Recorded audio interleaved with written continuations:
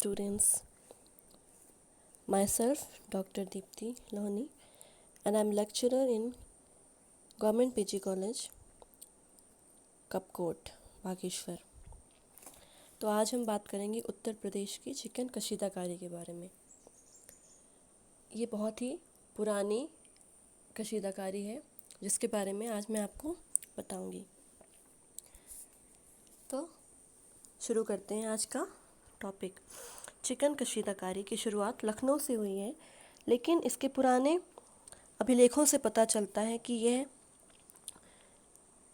बंगाल में और उसके आसपास के क्षेत्र में भी प्रचलित थी और बंगाल से फिर वहाँ पहले लखनऊ और फिर बाद में दिल्ली पहुँची।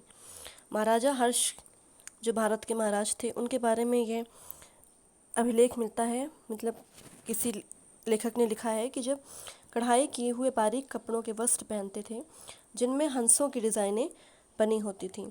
चिकन का काम काफ़ी प्राचीन काल से किया जाता रहा है।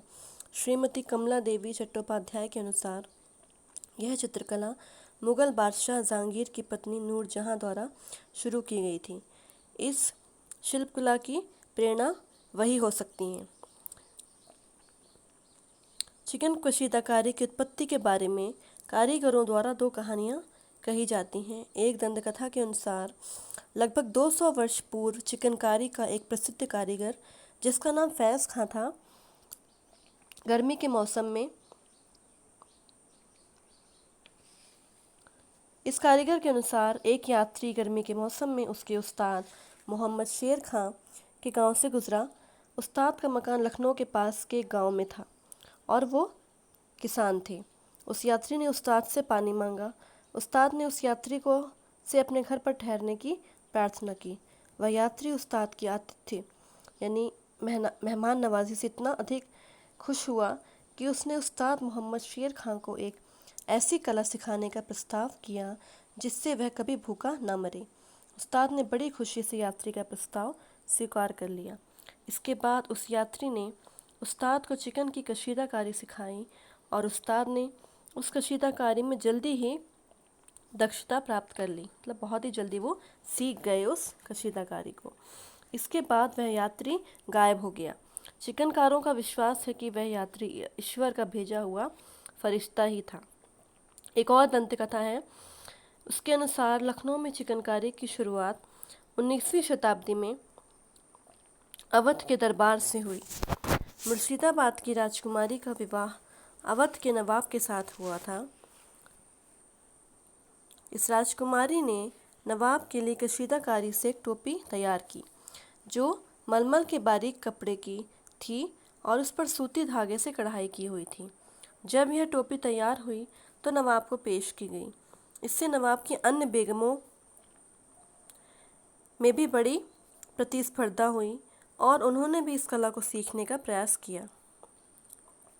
इस तरह इस महान कला का जन्म अवध के रनिवास में हुआ, अवध के महल में जहाँ पर रानियों का निवास था, इसलिए उसको रनिवास कहा जाता है। यह संभव है, यह भी हो सकता है कि इस कला की उत्पत्ति बंगाल में ही हुई हो। अब इस कशीदाकारी के नमूने और कारीगर कलकत्ता, गया, वाराणसी, इलाहाबाद और भोपाल में भी मिल जाते हैं। आजकल लखनऊ ही इस कला का मुख्य केंद्र है, जहाँ पर उत्कृष्ट स्तर की बहुत ही सुंदर कढ़ाई होती है। इसको सफ़ेद एक तरह की सफ़ेद कढ़ाई कहा जाता है, जिसके लिए बारीक सफ़ेद कपड़ा लिया जाता है। यह आमतौर से सफ़ेद कपड़े और सफ़ेद धागे से ही की जाती है और बारीक मलमल पर ही की जाती है। मलमल के अतिरिक्त कैम्ब्रिक और कई तरह के बारीक सफ़ेद कपड़े प्रयुक्त भी किए जा सकते हैं। जहाँ तक डिज़ाइन का सवाल है तो हमारे दैनिक जीवन से संबंधित दृश्यों के अतिरिक्त प्राकृतिक मतलब नेचुरल दृश्यों को भी इसमें गढ़ा जाता है। इसके चित्रकारी के अलग अलग पहलुओं को कशीदाकारी में उतारते समय कारीगर ये ध्यान रखते हैं कि किस तरह से बारीक और अन्य अलग अलग टांकों का इस्तेमाल करके कढ़ाई को और सुंदर और आकर्षक बनाया जाए। इसमें मुख्य रूप से दो प्रकार का कार्य होता है, एक सादी शैली में और दूसरा काम होता है गांठवाड़ शैली में। इस प्रकार की कशीदाकारी में कढ़ाई की जो शैली प्रयुक्त की जाती है, मतलब गांठदार शैली में जो कढ़ाई की शैलियाँ होती हैं उनके नाम है तैपची, कटाव, बखिया, मुर्री, फंदा और जाली। तो सबसे पहले बात करेंगे तैपची के बारे में। ये सबसे सस्ते काम में प्रयुक्त की जाने, मतलब बहुत ही सिंपल डिज़ाइन होती है। बस एक डिज़ाइन जो बनी होती है उसी दिशा में रेखाओं में टाँके लगाते चलते हैं, सीधे सीधे सीधे। फिर कटाव में क्या होता है, ये घर पर कपड़े पर की जाती है कैलिको मिल के समान, मतलब जैसे कि मिलों में काम होता है उसी तरीके से ये कपड़ों में की जाती है हाथ से। यह मेन रूप से छायाकारी मतलब शेडो वर्क होता है जो कि उभरा हुआ लगता है। फिर है पखिया। यह ऐसी शैली है जो वस्त्रों के ऊपर से खींची गई उल्टी, जिसमें उल्टे भरवा टाँके यूज़ किए जाते हैं। इसको काटते समय धागे को वस्त्र के नीचे रखा जाता है। अब नेक्स्ट है मुर्री। यह भी बुनी हुई कशीदाकारी की एक शैली है। इसका मतलब होता है चावल की आकृति। यह बारीक मलमल नामक बारीक कपड़े पर की जाती है। इसमें फूलों के केंद्र बनाए जाते हैं। इसमें इस तरह से टाँके लगाए जाते हैं जिसमें बीच बीच में गांठों की मात्रा ज़्यादा होती है, ताकि दृश्य जो होता है, जो भी डिज़ाइन होता है, वो उभरा हुआ और अधिक क्लियर दिखाई देता है। इस तरह के टाँके को गांठ टाँका, नॉट स्टिच भी कहते हैं, गांठ लगाते हुए टाँके। अब नेक्स्ट है फंदा। ये इस तरह की ऐसी शैली है जो ज्वार के दाने के समान दिखाई देती है। ये भी उभरी हुई गांठ वाली शैली है। ये मुर्री का टाँके का छोटा रूप होता है, यानी फंदा शैली। यह पत्तियों और पुष्प दलों को भरने के लिए अपनाई जाती है। अगर ऐसी कोई डिज़ाइन है जिसमें पत्तियां हैं और फूल हैं तो उनको भरने के लिए फंदा शैली का प्रयोग किया जाता है। अब जाली। जाली का काम धागे की सहायता से किया जाता है।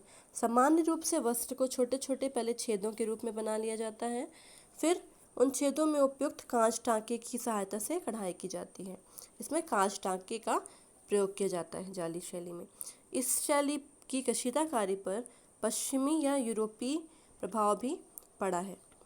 इसके काम चिकन के काम के साथ साथ लखनऊ और अन्य जगहों पर सोने तथा चांदी के तारों के साथ भी कढ़ाई की जाती है। इस तरह के काम साटन, मखमल, सिफॉन और जाल वाले वस्त्रों पर भी किए जाते हैं। इसके काम के साथ साथ कमख्वाब का भी काम बहुत ही प्रसिद्ध है, बहुत फेमस है। भारी मखमल जैसे कपड़े पर इस तरह का काम किया जाता है। बहुत जो शाही पोशाक होती हैं जो पर्व और त्योहारों पर अमीरों द्वारा पहनी जाती हैं, उसमें भी चिकनकारी से ही कशीदाकारी की जाती है।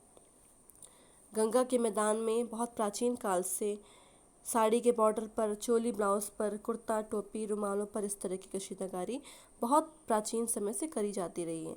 इस समय लखनऊ और अलग दूसरे बड़े जो शहर हैं उनसे चिकनकारी का काम किया जाता है।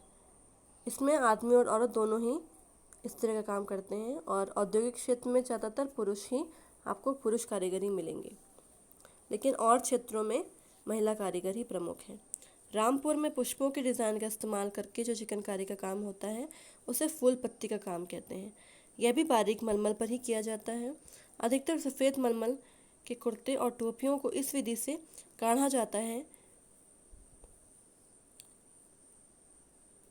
यहाँ पर चिकनकारी के साथ गोटे का काम भी किया जाता है, जिसके साथ साथ कपड़े के छोटे छोटे टुकड़े विभिन्न रंगों में काट लिए जाते हैं और उन्हें परस्पर ज्यामितीय आकार देते हुए जोड़ दिया जाता है, जैसे एप्लिक वर्क भी कहते हैं। इनका काम घाघरा तथा गरारा पर किया जाता है।